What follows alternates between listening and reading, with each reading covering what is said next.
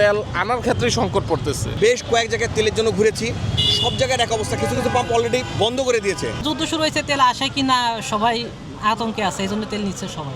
বিশ্ব নেতৃত্ব যেভাবে বোকামি করতেছে, এটা খেসারত আমরা সাধারণ মানুষ দিব। সরকার ওই জায়গাটাতে একটু থাকা উচিত যে কোনো ধরনের সিন্ডিকেট যাতে না হয়। চলমান আমেরিকা, ইসরায়েল এবং ইরান যুদ্ধকে কেন্দ্র করে আসলে সমগ্র বিশ্বে জ্বালানির একটি সংকট দেখা দিয়েছে। কারণ ইরান হরমুজ প্রণালী বন্ধ করে দিয়েছে, যে হরমুজ প্রণালীর মাধ্যমে বিশ্বের প্রায় 25% তেল আমদানি এবং রপ্তানি করা হয়। আমি এখন অবস্থান করতেছি পরিবাগ পেট্রোল পাম্পের সামনে, এবং আমি যতটুকু দেখেছি পরিবাগ পেট্রোল পাম্প থেকে শুরু করে ঠিক একবারে শাহবাগ মোড় পর্যন্ত এই লাইনটি চলে গেছে গাড়ি এবং পেট্রোল পাম্পের। যারা তেল নিতে ভিড় করছেন তাদেরকে জিজ্ঞেস করে জানা যায় যে আসলে ইরান, আমেরিকা এবং ইসরায়েলের যে যুদ্ধ চলমান রয়েছে এবং তার মধ্যে দিয়ে সারা বিশ্বে যে জ্বালানির একটি সংকট সৃষ্টি হয়েছে, সেই সংকটের আশঙ্কাতেই আসলে তারা মনে করছেন যে ভবিষ্যতে তেলের দাম বৃদ্ধি হতে পারে, অথবা দেশের কিছু অসাধু শ্রেণী তেলের মজুদকে কন্ট্রোল করে একটি সিন্ডিকেটের মাধ্যমে তেলের দাম বাড়ানোর চেষ্টা করছে। এবং এই আশঙ্কা থেকেই কিন্তু আসলে সবাই ভিড় করছে বিভিন্ন পেট্রোল পাম্পে। আমরা পেপারে দেখেছি যে 20 দিনের অন্তত পেট্রোল মজুদ আছে, 40 দিনের ডিজেল মজুদ আছে। বর্তমানে যে পরিস্থিতি বিভিন্ন পাম্পে, আসলে তো এই একটা দুটা পাম্প, আমরা বেশ কয়েক জায়গায় তেলের জন্য ঘুরেছি, সব জায়গায় এক অবস্থা। কিছু কিছু পাম্প অলরেডি বন্ধ করে দিয়েছে। তাহলে কিসের মজুদটা, ওনারা কোথা থেকে এই মজুদটা পাচ্ছে, কিসের মজুদ দেখাচ্ছে? প্যানিক হয়ে যাচ্ছি, সেই প্যানিকটা আসলে না হওয়াটাই বাঞ্ছনীয়।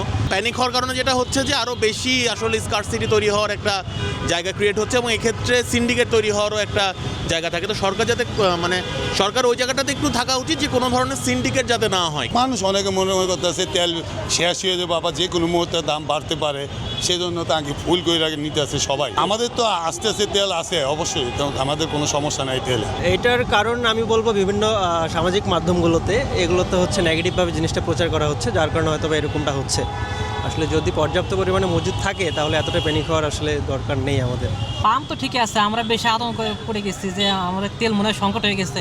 এই জন্য তো আমরা অনেকক্ষণ ধরে বসে আছি সিরিয়াল ধরে। আমার কাছে তেল ছিলই না, কিন্তু মনে করছে যে স্বাভাবিক যেভাবে নিব, আইসে তো জ্যামে পড়ে আসি, সেই জোহরের নামাজ পড়ে আসছি, এই পর্যন্ত জ্যামে ওই সাইডে বসে আছি।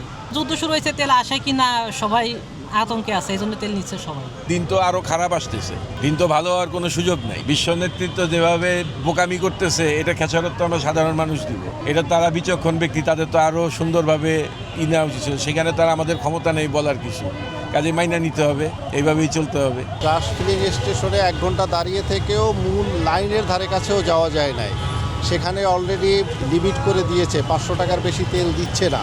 তো এই পরিস্থিতিতে আর আমরা যে শখে আজকের তেল ভরে রাখতেছি বিষয়টা তা না, আমার তেল আজকেরই ফুরিয়ে গেছে, ফুরিয়ে যাওয়ার কারণেই আজকের ভরতে হচ্ছে। এটা তো বুঝতে পারতেছি না আসলে কি কারণে আসছে। আমরা প্রতি সপ্তাহে একদিন নিই তেল, এই শুক্রবারে আজকেই আসছি, এই অবস্থা দেখতেছি। এখান থেকে নিয়ে আর টিরাস থেকে নিই, টিরাসটাও অনেক ভিড় পরে এখানে আসছি। পরিস্থিতি পিজি হসপিটাল থেকে এতটুকু আসলাম, দীর্ঘ 4 ঘন্টা রাস্তা পার করে, এত দূরত্ব কি বলবো আর। পাম্পের সাথে কথা বললাম, বলতেছে তেল আনার ক্ষেত্রেই সংকট পড়তেছে। তেল নাকি তারা যেখান থেকে আনতেছে তারা ওইখান থেকেই সংকট পাচ্ছে। অনেক ঝামেলা করার পরে কিছু তেল দিচ্ছে। 4 ঘন্টা হয়েছে তেল নিতে আইছি।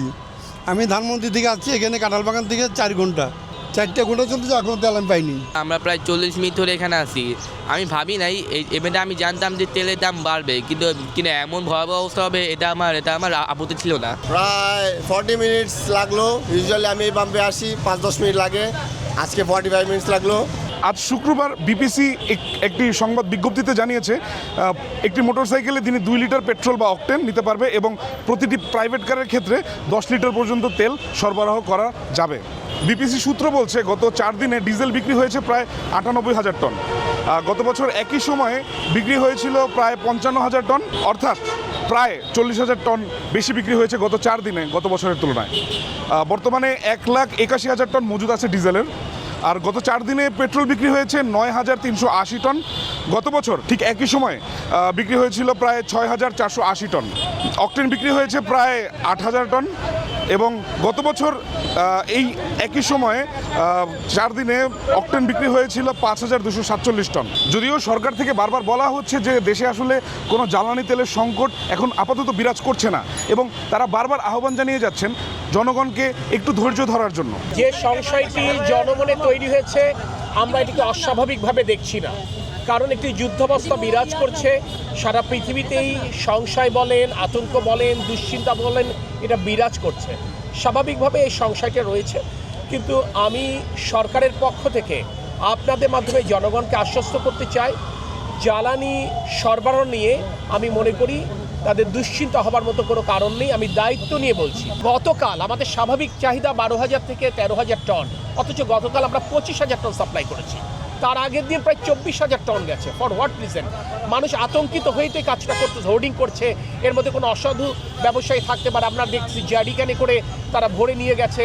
গতকাল আমরা আশুগঞ্জে একটি ট্রাক আটক হয়েছে, সেখানে ট্রাক ডিজেল ভর্তি ট্রাক একটা নির্দিষ্ট গন্তব্যে যাচ্ছিল, এটা আমরা চিহ্নিত করেছি, জেলা প্রশাসন এটা আটকেছে। তো স্বাভাবিকভাবে আমরা যেটা বলবো যে প্রয়োজনের অতিরিক্ত কারোরই তেল মজুত করবার প্রয়োজন নেই, কারণ পর্যাপ্ত মজুদ রয়েছে। বরঞ্চ আমি মনে করি বৈশ্বিক এই সংকট মোকাবেলায় দেশবাসী আমাদেরকে সহায়তা করবে। প্রয়োজন হলে আমরা ব্যক্তিগত যানবাহন অ্যাভয়েড করে গণপরিবহন চলবো। আমরা যারা একদিনে 1 সপ্তাহ তেল নিতাম, প্রয়োজনে সেক্ষেত্রে আমরা 2 দিনের তেল নিই, তাহলে সংকটগুলো নিরসন করা সম্ভব। এবং আমরা চাই আমরা সাধারণত যতটুকু আমরা নিতাম প্রয়োজনে তার থেকে একটু কম করে নেই, তাতে আমি মনে করি দীর্ঘমেয়াদে আমরা সকলের জাতি হিসেবে লাভবান।